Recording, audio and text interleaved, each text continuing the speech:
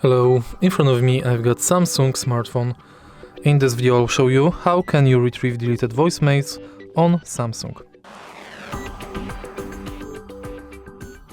If you deleted a voicemail, some carriers allow you to retrieve it within a specific time period.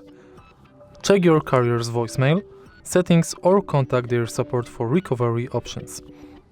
Additionally, if the voicemail was backed up to your carrier's cloud, you might be able to access it through the carrier's app or website. To call your voicemail, go to Phone app, Contacts and search for voicemail. Also, you can do it via your carrier's mobile app. If you find this video helpful, please leave like, comment and subscribe.